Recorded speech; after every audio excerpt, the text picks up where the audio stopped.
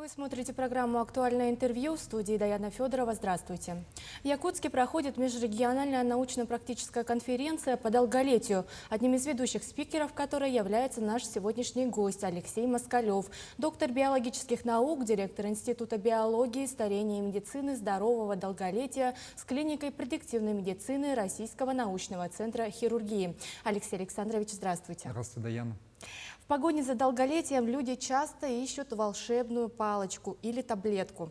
А что, на ваш взгляд, на самом деле является самым главным условием для того, чтобы дожить до 90 лет в ясном уме?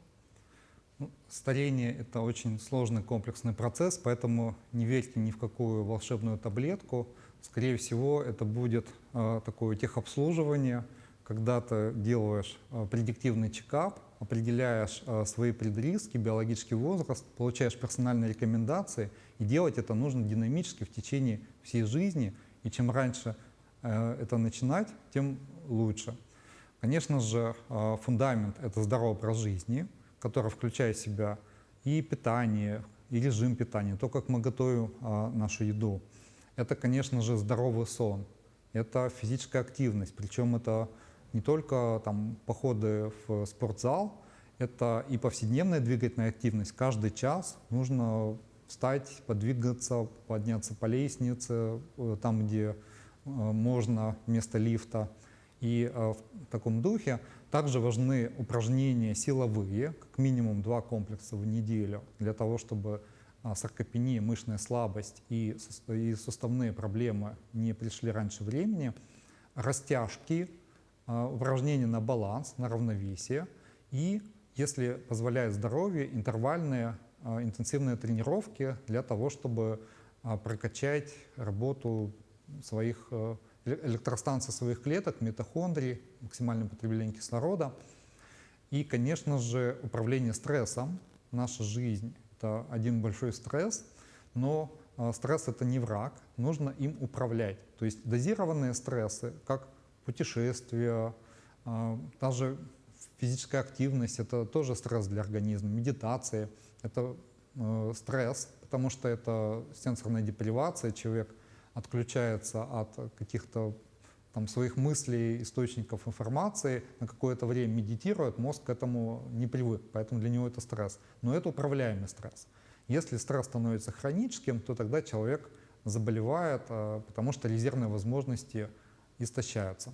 Второе – это оценка предрисков, то есть фундамент, образ жизни. Первое. Второе – это оценка предрисков. В центрах медицины здорового долголетия, в том числе который у вас открылся в регионе, оценивают по анализам дефициты витаминов, минеральных веществ, определенные гормональные сбои. И все это можно корректировать на этапе предрисков. Врачи медицины здорового долголетия в этом помогут. И это точно позволяет доживать в ясном уме до 90 лет, если еще добавить сюда культурный код, потому что человек, занимающийся творчеством, вовлеченный в творчество, он еще и становится когнитивно сохранным. Важна социализация, то есть общение между людьми, между поколениями. То есть еще важно, помимо физической составляющей долголетия, когнитивную составляющую, здоровье мозга, потому что, как вы правильно сказали, нам важно в 90 лет быть в ясном уме. Действительно, критерий очень много, но они действительно выполнимы. Вы возглавляете институт, где есть клиника предиктивной, то есть предсказательной медицины. Расскажите, что это значит для обычного пациента? Чем его визит к врачу будет отличаться от сегодняшнего? Клиника предиктивной медицины я бы перевел предупредительной.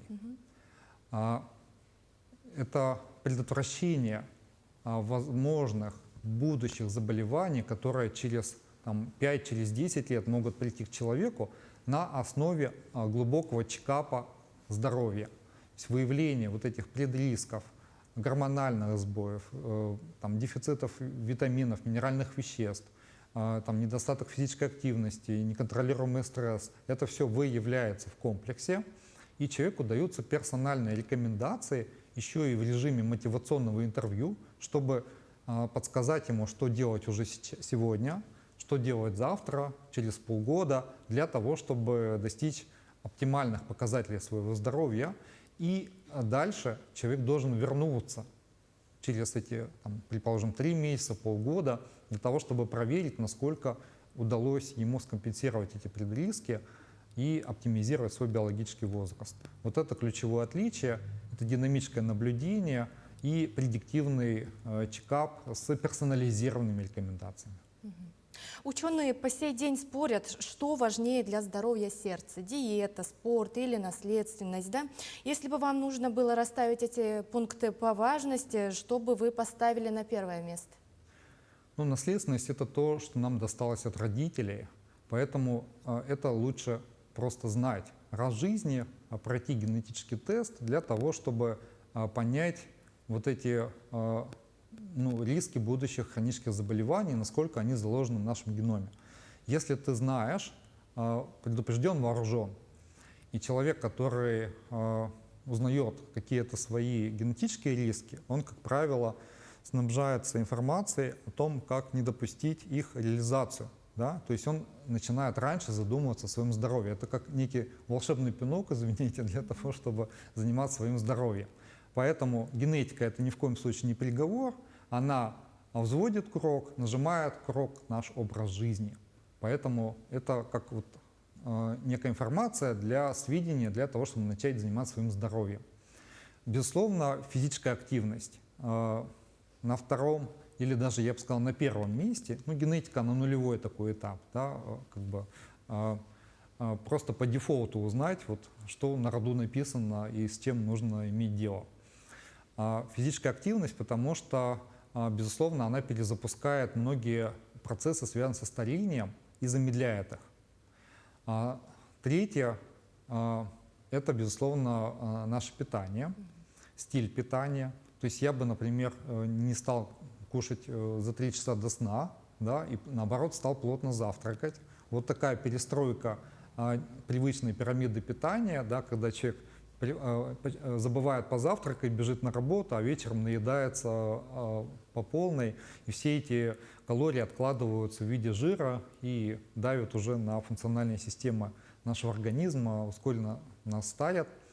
Вот перевернул бы эту пирамидку, отказался от фастфуда, от добавленного сахара и, в общем-то, побольше, например, в каждый прием пищи добавлял несладкие, некрахмалистые овощи и фрукты. Почему? Потому что это клетчатка, это биологически активные растительного происхождения вещества, которые замедляют наше старение. Я обязательно себе тоже возьму на заметку, потому что я тот человек, который не завтракает по утрам. Да, вы приехали в Якутск, где очень суровый климат и длинные зимы. Дает ли жителям северных регионов какие-то особые коды долголетия? Или наоборот, холода создают дополнительные риски для сердца? Безусловно, в Якутии есть люди-долгожители, но долголетие 90+, это уже наследственная история, это семейные долгожители, которые вот получили как звезды на небе, сошлись в их геномах такие счастливые варианты генов стрессоустойчивости, которые позволяют жить дольше. Но, тем не менее, даже у долгожителей Якутии исследования биологического возраста показывают, что они чуть больший биологический возраст имеют для своего возраста по сравнению с долгожителями, там, например, средней полосы. Потому что климато-географические условия достаточно суровые, да, и по световому дню, и по холодовым воздействиям. Даже перепад температур в 100 градусов, насколько я помню, между летом и зимой, да, это все, конечно, дает определенную нагрузку на функциональные системы. Но это значит, открывает перспективы и возможности вот для медицины здорового долголетия, потому что она имеет рекомендации, и для Якутии они особенно важны. И возможно, что именно в вашем регионе удастся увидеть весь яркий потенциал медицины здорового долголетия и увеличить не только ожидаемую продолжительность жизни в регионе, но и ожидаемую продолжительность здоровой жизни. Сегодня модно говорить про интервальное голодание, отказ от сахара, кето-диеты. Что из этого действительно имеет научные доказательства для продления жизни, а что просто модный тренд? Ну, углеводы, как и стресс, это не зло. Есть так называемые быстрые углеводы, есть медленные. Ну, пример медленных – это, например, цельнозерновые каши, цельнозерновой хлеб, углеводы, содержащиеся в овощах или бобовых. И они медленно усваиваются и медленно повышают, и не сильно повышают уровень сахара в крови. И это хорошо. То есть это топливо для нашего мозга, мышц, всех функциональных систем. Если мы употребляем быстрые углеводы, это добавленный сахар, там, сладенькие напитки, сладкий йогурт, фастфуд, как правило, даже, знаете, в суп добавляют в ресторанах сахар, зачем-то в кашу добавляют, когда она и так содержит углеводы медленные, зачем еще туда быстро. Быстро углеводы бьют по сосудам, вызывают воспаление и сердечно-сосудистые, и даже когнитивные заболевания. Поэтому, безусловно, ограничение добавленного сахара, быстрых углеводов – это путь к здоровому, счастливому, активному долголетию. Что касается кето-диеты, это полное исключение практически углеводов из своего рациона. И вот здесь исследования показывают, как на модельных животных в лабораториях, так и уже наблюдательные исследования на людях, что снижение доли углеводов, медленных углеводов, еще раз обращу внимание, в рационе менее 50% калорий рациона, это путь к болезням. Это не продлевает жизнь, а скорее укорачивает. И кето-диета, она была придумана как лекарство, как терапия для людей с серьезными неврологическими заболеваниями. Там она работает. А в как бы, профилактике долголетия нет. И, конечно же, я уверен, что интервальное голодание не для всех. Да, Алексей Александрович, пожалуйста, эксклюзивно для всех якутян, для наших телезрителей совет дня, да, от специалиста с большим опытом, пожалуйста. Ну, помимо того, что я уже сказал, я бы посоветовал сохранять или завести, если еще нет, теплые доверительные отношения во всех регионах с долголетием, везде очень как бы социализация человека на высоком уровне. И недостаток социализации равен курению по влиянию на продолжительность жизни и риски заболеваний. Безусловно, цель в жизни и любопытство. Все долгожители, которых я встречал, они были людьми, которые видят цель, и зачастую эта цель дольше, чем жизнь. То есть это ученые, это деятели культуры. Но и любой человек может найти себе цель, там, не знаю, увидеть правнуков, да, вырастить свой сад.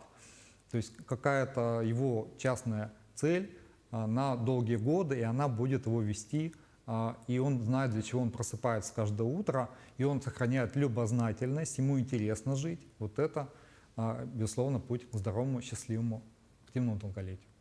Действительно, множество советов полезных, которые я в том числе для себя тоже взяла. Спасибо вам огромное, что сегодня посетили нашу студию. Спасибо, Даяна. Я напомню, вы смотрели актуальное интервью. До встречи.